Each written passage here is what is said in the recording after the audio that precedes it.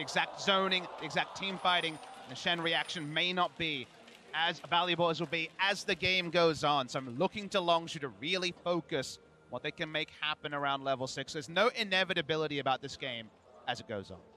Minions has spawned. See, Samsung Galaxy going to look for cheeky movement in the bottom brush for now.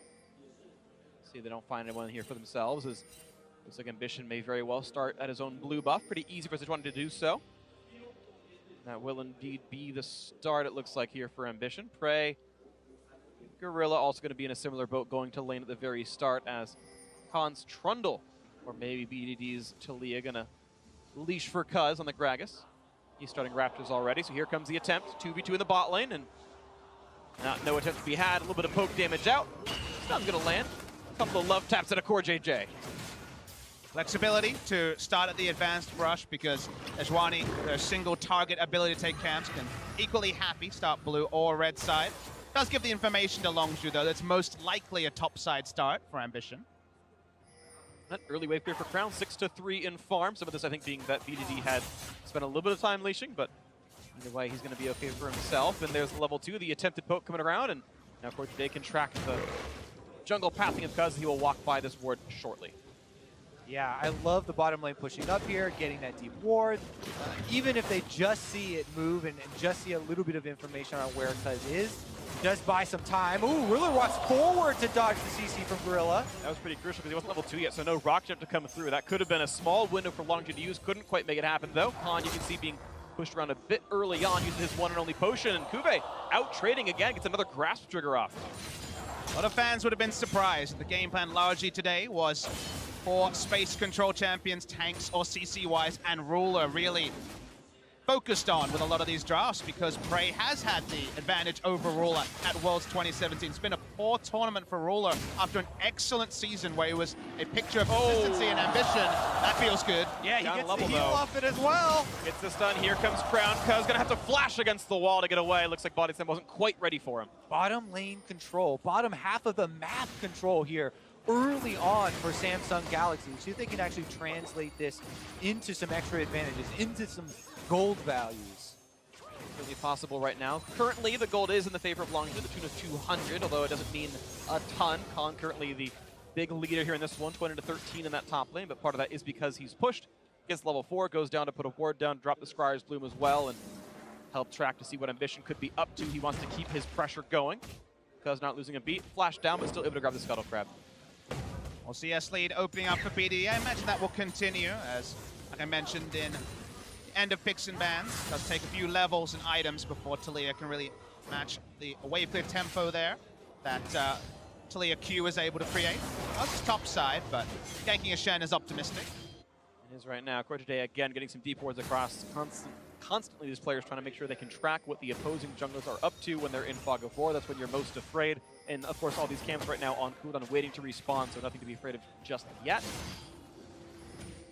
Very curious as well to see how Crown plays this lane with the teleport, because usually we'll see Lissandra, spam spells early on, try and wave clear, push out the waves very quickly, hope to get those backs off, but sometimes she'll be contested in these waves and have to use the teleport to get back to lane. Currently, though, Crown was able to get a pretty decent amount of space. Ah, there goes the teleport. So the early game teleport is forced out due to the mana issues. Ambition as well, gonna go head-to-head with Cuz here. Flashless Gragas, bit of fight on the top side. Kubi gonna immune some of the damage. Nice Spirit's Refuge, keep himself okay on that one. Doesn't get the attacks off. Now a stun on to Prey. Quick shield coming out to buy some time, but still lower health on this Varus. Samsung Galaxy doing quite well on this 2-on-2, and Prey and Gorilla are lauded by almost everyone as maybe the best bot lane in League of Legends. I would say almost inarguably the best bot lane in South Korea, and right now, CKTG and Ruler are measuring up to them so well, doing beautifully in this 2-on-2. In the 2 versus 2 and in the team fight. Yeah. So critically in this series. They performed extremely well. We'll have to see if Gorilla's able to get any roams off, or if Khan will have those huge initiations that we've seen from teams like SKT that can change the entire face of the game. My focus is on the tug of war for vision around mid side, because those double control wards, if Longzhu can ever get those, especially bot side, makes those dives bot side, or at least ganks onto the duo lane so much more reliable. So far, Samsung do control the bot side of the map. Crown's on a ward right now, and a controller for BDD is going to get rid of this trinket for himself. He actually can track Crown pretty reliably with his own trinket, but here comes the first attempted invade. Again, these ultimates start to become available. Crown has his, and Ambition going to try to take away this. Gets it. Nicely done. The Gromp is his. Now a nice knock up. Nice rocket jump, though. Ruler, again, timing it well. It's not terribly hard to do as long as you're paying attention, but still important that he landed this one. A bit lower health, but of course they know there's the re-engage possibility. CKTG with the shield and the heal, and Ruler was fine. The war continues here. Action hasn't necessarily been as lethal as it was in the previous games. We have hit on a couple of times how important mid lane priority is for both of these champions. Crown does not want to be following second because he did use his teleport, like you mentioned, Kobe, just to try to pressure in the mid lane. Ambition is playing so much on the front foot this series.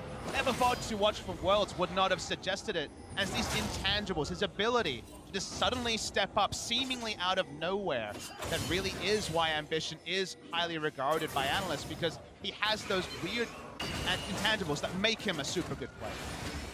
Again, the harass still coming through in this bot lane. You're seeing +2 currently, although that'll be answered easily enough by Prey. Should be 60 or so apiece. Farm-wise, these bot lanes are equal, so you can't give too much of a lead either way. Because waiting around the wings, reveals for a control ward, and then going to go for his second recall of the game. We can Prey pops barrier. He is so afraid of going down. 300 health left on him. Then the re-engage was CKTG. Not going to be had. Here comes the rock jump forward, though. Ruler going to burn his escape tools. Here comes Shen, though, back into the fight. It's going to be a 3v3 as Gorilla forced to run away, and looks like a pillar has stopped the Shen ulti. Yeah, just the shield enough to scare them off there. Even though Khan is able to interrupt it on the top side, Ambition now has gotten off a base and is back out on the field. Level 6 available. Gonna look for this one, cuz out of mana on this. He's got to look for a way out as BDD look to rejoin. Won't quite cut off CKTG, but the damage output might be enough. Couple more shots to do him in. One more auto might be lethal. The heal comes in, and the re-engage for Crown puts him away. Keep his teammates alive, cuz dangerously low smites for health. Here comes the backline axis. There's Ambition now on the wrong side of this battle, finding a bit more. They're running back towards the team. The blue buff still whittling away, but looks like blue will be secured by Samsung Galaxy. They're able to fight their way out and take the blue buff prize in the end, even without the Stand United having been burned earlier. Samsung survived. A beautiful passage of play that was bloodless, but still advantage Samsung. Picking up the blue buff, they were first to contest. So close to the kill in mid lane as the heal charge kept CKTG alive. Crown was second to get there, understandably, still no teleport, but his support not going down means no instant gold lead to Longzhu. BDD wish he had a little bit more mana, a little bit more juice in the tank, but such a valuable resource early on and nothing left. Now we reset back on the game. Equal gold, pretty much equal experience across the lines. Levels, one small lead for Ambition, currently 6 as Cuz is not, but it shouldn't take too long. And this guy on your screen right here, this Sejuani, 3 games in a row. It is just worth repeating time and again how much better he has been in the knockout stage, not being picked off, getting the ganks up successfully, night and day. And look, it's so hard to explain why Ambition is highly regarded, why I respect him as the best jungler in this tournament based on the top 20 rankings, because he can have passages of play, as the 0 kill involvements in the first 15 minutes shows, for long stretches that make you go like, wait, why is this guy great? He's not the explosive jungler that Peanut was at Worlds last year, for example. But his ability to really be smart in the mid to late game wasn't a factor in the group stage, where early game he was falling away. But he can also step up, read his enemy jungler with a couple of days to prep, actually have a system in place to shut down what has been so good for Longzhu. And he's a player who's almost been replaced as well. The spring split at the beginning of this year, Samsung Galaxy signed Haru. And Haru played about 3 times as many games as Ambition did throughout the spring split, and Samsung Galaxy did pretty well for themselves. I think a 3rd or 4th place finish there in the LCK. And then in summer it changed, and Ambition was getting the starts more again. He was actually being much more successful as a player, getting the starts here at Worlds as well, but has regained his composure very clearly this split. But again, a player who was almost replaced, doing so well at Worlds now. Now the fight continues in the bot lane, the ulti coming across, and won't be too much there, as this is going to be a dissuasion of damage. Longzhu forced to run away, but no summoners down. Yeah, even though Cuz is there, when the Taric ultimate comes down, they don't want to go for any more trades. Ambition is in the river, always mirroring here, and he's ready to pounce. Advantage for Longzhu that Arn has continued to farm up. He is still a win condition in the 4-1 later as the game goes on, and no proactive Stand Uniteds to punish them so far. They're very ready, and that's why Longzhu are giving them room to work with here, setting up all this vision because they have this advantage. Stand United is available, the teleport also available, and that's why Cuz is just waiting for a counter game. Not one to be had just yet. 600 gold lead though, Samsung Galaxy starting to grow their advantages across these roles. Cuz gonna face second to Ambition. Suddenly it's gonna be 4 versus 1, and there's simply no way out. Explosive Cast buys a second, but it doesn't matter. First blood for Crown. Really nice proactive ultimate usage there from Cube. Can just go back to the top side as well and not lose his turret. Wasn't sure about the damage output, but they had just enough as Lissandra came in. League of Legends, you always have to watch the cooldowns though. It's a bit of a seesaw here because now Longzhu have a Taliyah ultimate and a top lane teleport that they could use. And Samsung are left with just the teleport here from Crown. And wow! Crown, of course, ulti down for the roam over, has to get pushed out of the lane, and maybe BDD finds something for Longzhu. The ward did see Ambition go over the back of the Dragon Pit, so Longzhu know that he's there, and they're kind of just walking over leisurely. He's seen now, actually. He's on a trinket now. And BDD roams down, says, you get off that mountain, Drake. Yeah, they saw him go into the Dragon Pit. They knew he was in there, and because he was able to push Crown out of the mid lane, BDD can just walk over at his leisure after he took care of the minions. And he also draws the teleport out, so another thing that is relieved pressure-wise from Longzhu is the ability for Crown to instantly join a fight bot side. Little wins that you get from pressure and turn into bigger things, but for now at least, all gold lead to Samsung. The only way you can use little leads of cooldowns is actually using the disparity right now. As you mentioned, Samsung Galaxy losing all 3 of their globals for now. Longzhu have both of theirs, meaning the Taliyah ultimate and the Khan teleport. But again, that has to be used in the next 3 minutes or it doesn't mean anything. And it is difficult because look at all the vision that Samsung laid down. You know, all this priority that Longzhu let them have because of the Shen ultimate doesn't matter. Because in the end, it's Ambition waiting in the brush to ambush Cuz, and they get the easy first blood. At time, the 2 control wards were top side, so they were set up there for a turret dive top side, but not the sort of defensive vision bot side to actually see Ambition coming. In a long time. For a year. 16. Understandable, as I said, I believe 1 game from Kuzan on Lissandra from Jin Air, but otherwise certainly not a big pick in the meta after the last round of nerfs. It's always fun to see what kind of innovations have been put into builds over the course of time. Proto Belt, not really that rare on Lissandra builds I can remember. And of course, cooldown boots pretty common as well. You expect to see Zhonya's Hourglass somewhere in that build, and it comes through afterwards. A blue buff to DDD, going to be pretty easily secured. See if he can keep his pressure going. Another game, obviously, full of Mercury treads when you've got Lissandra, Shen, Sejuani, Tarek. Those are all great recipients of tenacity. Lissandra, double duty from the Protobot in lane, can just use it to fast push 1 wave that previously would take multiple rounds of Q, but also is part of a burst pattern with her ultimate offensively. So it does mean that she can have lane control 1 side of every, say, 3 minion waves. That would be much more difficult for her otherwise. I also love Lissandra as a champion simply because while she does have, you know, invulnerabilities that she can use, she doesn't have a large health pool with this, and she's very vulnerable to being burst down within crowd control, you know, like before you can get your ultimate off, especially if you don't have good supporting casts to help you out. Frey gonna adapt his build a little bit. Wits End first, of course, again, respecting all the magic damage burst available. Crown being the most notable version of that on the Lissandra. Wants to give that one away. Also an early Ninja Tabby to keep himself alive through the same boat. So it looks like both players kind of gearing up for scaling builds, staying alive through roams and ganks. But look at this, the attempt of pressure at the bot side as we saw Crown move down. Teleportless doesn't matter. BDD has yet to leave his lane. Now level 11 on the Taliyah. And really going equal in farm. Crown is just simply doing better this game than BDD, despite being on a champion. We haven't seen him play in a year, and BDD being on his most comfortable. A good read on the situation. Crown obviously had this in the pocket. Previously, they were taking away the Taliyah, banned away as well 1 game this series. Now just something he cooked up over the passage of time. It's one of those things where, as the meta evolves, you remember, hey, actually, it could be a decent situation. It's not just, hey, Lissandra counters Taliyah. Certainly not true, but the way they're using it fits the game plan. In the late game, big criticism for Lissandra is 1 CC, and that's all she provides. When there's 3 others, Clean's not going to be a factor there. Adaptation is so incredibly important here on the world stage. We already saw, innovation take effect. Oh, not quite gonna do some of this one, but they could get some more of the damage on this as the ulti comes across. They're all invulnerable. Gorilla stays alive, but Prey not gonna be as likely, maybe. Barrier Pop staying alive a bit longer as it re-engages here. Khan's teleport there as well, and Crown, again, first to the scene. BDD gonna walk back to mid doing nothing. Yeah, he's gonna walk through wards here, and all of that, all of Samsung throwing everything down on the bottom lane should be answered pretty easily, and the defense right now, there should be no turrets going down. The big difference though, Shen obviously gets 2 globals because he has his own teleport, and with Cube recalling and heading right back to top lane, Khan now will be left without a way to join the next fight. And we talked a couple minutes ago as, hey, BDD still has ult up, we'll wait for his next bracket to play while cooldowns are down. Those cooldowns are back up, that's why we see a second phase check here. Still no momentum or movement for there to be a Weaver's Wall usage. Nice disengaged cask from Kaz as well. Samsung, they get the flash and barrier out of Prey, the teleport out of Khan, plus control of the bottom side. So in the end, they do get an objective, not the first turret, but they do get the Mountain Grave.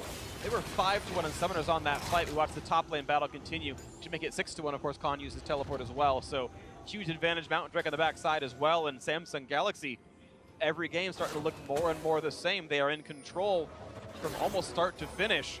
And we've yet to see Longzhu be really proactive enough outside of a couple of lane kills from BDD in the first game as Khan using his ultimate to stay alive a little bit longer. Might have the damage though, but Spirit's Grave is going to buy some time. Killer comes in for a bit more. A few more autos to do it. The flash to chase! And that could be exactly what Longzhu needed. Khan with the solo kill. Will Ambition be able to chase him down? There's a ward here in the Tri-Bush, so the answer is no, but that is the Khan that people wanted to see on the world stage. It took 3 games of this series, finally gets that big confidence booster of the solo kill. All of the action previously on bot side. Didn't even take a roam, was just a solo play. But that's extra information for Samsung to have to react to on the top side, and it's also the impetus for BDD and Prey to start playing bot side as well.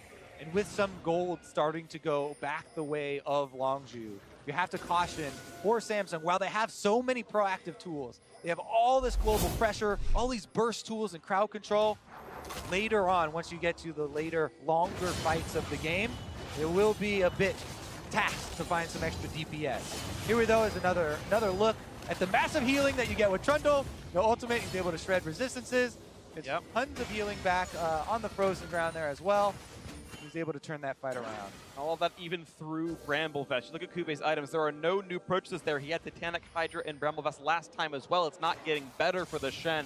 The Khan keeps stacking up again, looking for more to do. This time gonna kill the wave behind the turret. Hope to find some more pressure. Of course, Shen can wait for that easily though. Samsung are accepting this. They have 4 control wards bot side to continue to deny BDD, making a proactive play bot side. And once again, re-invade onto the blue buff. Weaver's Wall continues to be held onto. Second steal here. Easy enough for Ambition with the passive. There you go. 100 gold picked up. The blue buff once again stolen away. Samsung Galaxy. They've got a lot of pressure on this bot side. This Tristana and the rest of that squad out laning Prey and Gorilla. Again, they have to give up this territory because while Khan is able to push past the turret and he's farming between turrets and these minion waves, that just means that Cube is free to use Stand United whenever he wants, and there's no teleport for Longzhu to answer, so effectively bottom. Knockup is there, getting a bit lower. The charm in, the barrier pop. There's going to be a re-engage back into the turret. Can they find the kills? The ulti pop for the Shen. The ultis are there, the shield is going to stay alive, and the stun. The taunt coming across. Kuz going to drop for the first one, and look at the Goomba stomp forward. Ruler wants a bit more. BDD's wall only buys them the time to run away. 1-0 Samsung. As we're about to say, effectively bottom lane is Shen's domain, and Samsung are able to force the fight that they want under the turret. Even though it could have been a slightly cleaner, they do get the kill. And again, instant teleport back up to top side. May not be clean, but it's calculated. All the vision was put down. They knew they wanted to play bot side. They're denying BDD any playmaking whatsoever. And I'm looking at this Talia and being reminded of a lot of the risers we've seen earlier in this tournament who are supposed to pick up a couple of items, shove, and then roam. But they were being clogged into lane, just wave clearing, watching the game be played around them. That's kind of the story with BDD's Talia this game. Samsung got the most out of the roams last game and have shut down the roams this game. Fully expecting to use the Stand United here. They get engaged on by Gorilla, and then the Taric ultimate hits as they get knocked under the turret. Here, I I wasn't really expecting Ruler to use the early Tristana ultimate, but it ended up not mattering too much as they just changed focus and they still got the kill, just killing the front line instead. But I don't know about the communication there. Maybe they would have rather had the kill onto Prey. Regardless, barrier came out and there was no burst. It means this is still a Samsung Galaxy winning in the early games, finding the plays to be made across the map. Crown's Lissandra has Leandri's Torment done now as well. The Dark Seal and 2 stacks is not too bad as well. Infinity Edge not too far for Ruler. Scaling continues here. 2-0 team. And even more critically than the kill that Samsung get down there is the turret kill. The first turret bonus that they get. Just see the flood of control wards go through Samsung's inventory after they base after that fight. You know, all of the control wards to take over, rotate up to the top side, move Ruler over there, off of his extra static Shiv and BF sword here. He's ready to control the minion waves, and Samsung move in to control this quadrant of the jungle. While Khan may maintain his 1v1 matchup against Shen, it was after Shen had already pushed the minions all the way, so any sort of split push hijink was going to take a lot longer to set up. More time for Samsung to get turrets very, very low, top side and mid side. Longzhu again, but this whole game in neutral. Must be so desperate to turn on the star like we know they can. If they can't on the day, it really means nothing. Definitely the case here. The best of 5 is how you play on the day you play the match. And right now at Samsung Galaxy, much the superior squad. Is mid lane out are going to fall as well. 2-0 on turrets. The Mountain Drake already there from a while ago. And the Infernal Drake spawning in 35 seconds. Longzhu's dual lane put to the top side, but Ruler with the static Shiv has plenty of wave for you can see. Even though he's literally alone 1v2 with the rest of his team 10 seconds away, there's no even attempt of an engage from Gorilla. They know that Trista is safe. They know Ruler's a good enough player, and he can do anything he wants. I do think that they should reposition him maybe for this Infernal Drake, because Samsung right now are running with so much pressure. They shouldn't give up any neutral objectives. It should be very easy for them to reallocate. There we go. We see the bottom lane going back down to the bottom side. Shen will go back to the top side. And even though this time around Khan does have teleport, they've been able to eke out this lead, as well as all the controllers that we mentioned, and take control of this Infernal. Looks like a trade though real quick. They're leaving Prey in the top lane. Now that turret was already low from all of Khan's hard work, but no one's here to help push back Kube. But Kube doesn't know that and doesn't want to contest for this turret, so it will be an outer turret picked off, although Samsung Galaxy almost by default do get this Infernal. Not often a trade you'll make at 23 minutes with Baron up. No realistic Baron pressure there from Longzhu, so we'll get the Infernal with the high value associated with that. Roam into the mid lane. Almost no turret damage on Lissandra's turret. There's not really any pressure. Crown's held up to the matchup quite nicely, and he's gotten out of his lane several times as well to help out the squad. As they now go for Baron pressure, of course, as you mentioned, that's been spawned. About 24 minutes into the game now already. Is top scuttle going to be there easily enough? And we can see what Samsung Galaxy wants for the lane assignments now. Ruler's got the Infinity Edge power spike. He's as powerful as he needs to be. This is only green skies from here on forward for the Tristana player. Prey at least does have Rage Blade, but still no Hurricane for the triple melee. Not just yet anyway. Lane is long. Gondor getting some damage onto the outer turret, but Shen's happy to surrender ground. Giving away an outer turret by no means is a big deal. But who's leading, maybe continuing mid lane, taking a couple hundred health as well. Maybe Longzhu can start to find the split push power. You're seeing, of course, Crown top lane uncontested himself. Gonna sacrifice some minions to that red turret. Khan hoping to push back Kube. It's gonna be a bit close. Hasn't popped his ult yet. Can when he goes for the all-in, no stun to be had, but again, Crown getting complete alone time top lane. BDD taking the long road over as the turret's taking more and more damage, and the minions are dying with no golden experience gained at all. BDD has continually had to give ground here. Crown just running over the map. Ambition now also invading on red side, and they might actually find each other. You're back up though, so for now, Longzhu are still stunted. You see Prey still in mid lane. Does not have a Hurricane complete still. Went for Wit's End and the Rage Blade. Still fiercely single targets, so shoving advantage for multiple members on Samsung on the Baron. TP advantage. Honestly, teleport seems to be just faster to use than Weaver's Wall, which BDD's only really used to keep his team alive and stop the chase. But now Khan has gotten into the mid lane and ulti coming across a trade of them. As the ability comes in only for a moment. Now they're re-engaged on Nakaz. He's going to get low, but Pop Guild stay alive a little bit longer. They want to grill and chomp down, and that is a dead for Khan. The flash forward, the taunt is in. They're going to get the next one as Prey is going to fall as well. And the chase continues for Ruler, getting another, a double for the Tristana, and Kube gets the kill on top of this one, 4-for-0. 4 clean kills here for Samsung, and that will be Baron as the reward as well. This was a multi-man flank. Ambition was coming from behind the members of Longzhu, and they immediately make the call. Teleport in, Stand United goes, and Samsung clean up. It was a multi-step plan. They have been being able to pull off flawlessly today. They had just taken over red side control. Suddenly Ambition's behind. The kills are confirmed. BDD can only watch in horror as a team goes down, and they'll hear that blood-curdling sound of Baron dying again. And the rope is getting shorter. The fuse burning down. This game soon to explode. 7,000 up, and you can watch this fight again. Khan cannot get enough done. See how clogged all the members are of Longzhu compared to so many options, so much control of the top side. BDD rides in, but fight's almost always done. Yeah, Longzhu, I mean, they make the call for Khan to come in here with the flank. He's actually the one that started out. But Samsung, they were already deep in enemy territory, as you said. Ambition was in the red quadrant, and they immediately react with the Stand United and the teleport. They were just waiting for this. It was kind of the dream for them to start out the fight this way, and they pick Longzhu apart. BDD was in the top side, nowhere to be found. Now, here come the Baroned up Samsung. Explosive cast almost brought in Ruler, but not quite enough. Now BDD cleansing away, just barely stays alive. Will there be a re-engage? Khan getting lower and lower on health, at a half HP to get the ulti across to buy some time. Nice re-engage from Gorilla, but Prey so low he can barely even auto-attack. And no kills to be had, and not enough meaningful damage as mid lane will still fall, despite Longzhu's best efforts. Happy to keep fighting as the gold values are so low for Longzhu before the items are there, even though it's a pretty cheap build onto the side of Prey. They keep forcing forward, they keep taking objectives. They're gonna happily cut to the bot side, take another turret. No defense to be had. Cuvée and Ruler gonna make these attacks land. Explosive charge to hit there, and there we go. 5-2 and turrets, the 2-0 on Drakes as the Baron buff continues to push in as mid lane also under fire. Cuz not gonna find anything.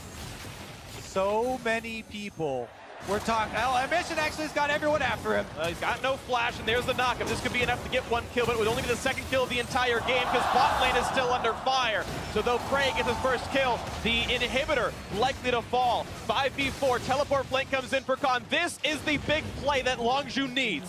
They're trying to chain together the kills here. BDD has his ultimate as well for Talia. And Khan's in this mix. Can they get Ruler? Gets over the wall. He's safe for this one. Cuvée might not be so lucky, but he jumps across as well. Maybe Core JJ, the one sacrifice. He does not have flash, but to only get a single kill is not enough for Longzhu. Again, the Baron buff here. Crown pushing on top side. They get another turret. And even though Longzhu chased down 2 kills, it is just a drop in the bucket. Longzhu were the proactive team that always forced their enemies to trade down. They were the team that would get the vision forward and profit from the vision. But they have played this series in darkness. And Samsung Galaxy, who in many games I would watch, would never put together any forward vision, have owned the vision battle and kept Longzhu just clumped together, hoping for the best.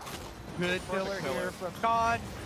They are able to chase it down, but as you point out, on the mini-map here, you see this is in trade for an inhibitor turret due to the Baron buff on those 3 members. Tristana rapidly able to take those structures. And then again, as you know, the teleport to follow. Shot calling from behind is very different to shot calling from ahead. From behind, we see the veteran squads like SKT and Samsung make things happen in longer games. But when you're ahead, it's very easy to call time. It's very easy to choose where the battlefield will be. They haven't been able to choose almost anything this series, Longzhu Gaming, and that's where some of the things we didn't see for the group stage, even for the LCK, is creeping in for the side of Longzhu. We have to revisit all of the predictions here. Longzhu, so many people are already getting excited and predicting them to be able to knock over SK Telecom. Can they win Worlds undefeated?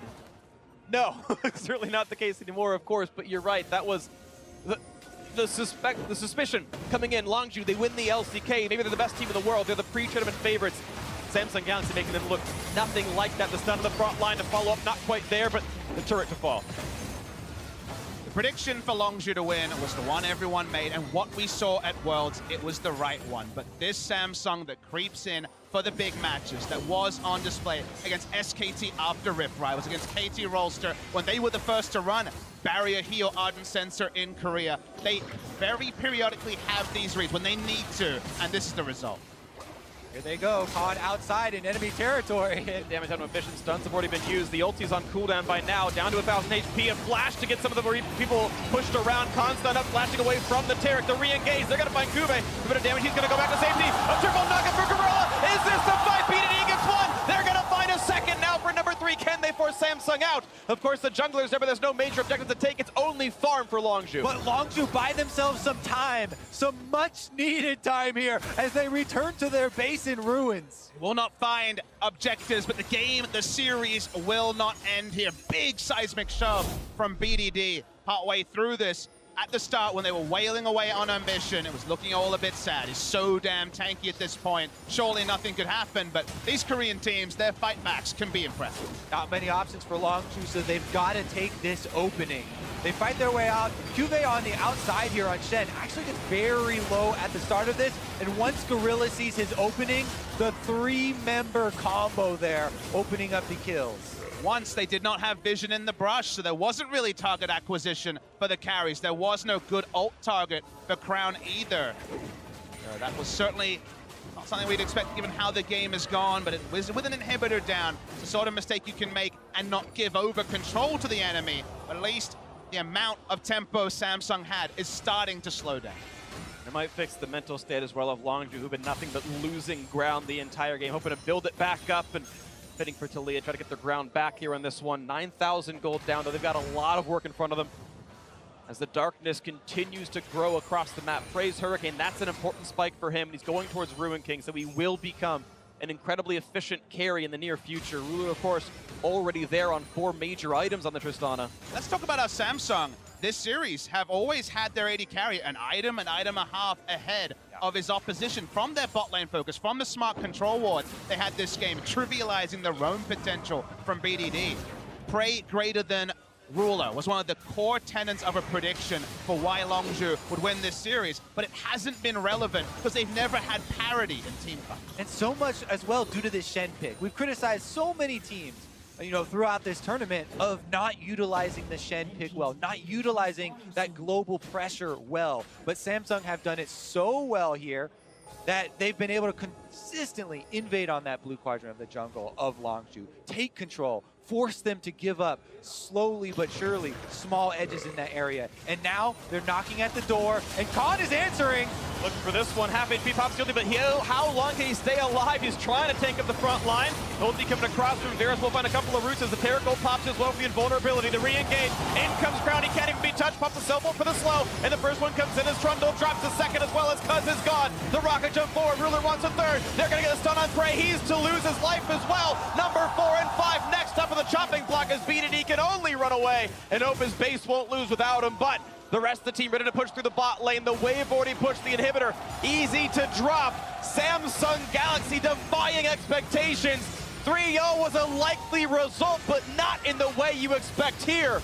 As they look to knock down BDD, he can barely wave clear the Protobout to land, the stun, the root, the ace, and there is nothing left to stop Samsung Galaxy as they take down their first opponent. They are the first in the semifinals, and who can really stop this team?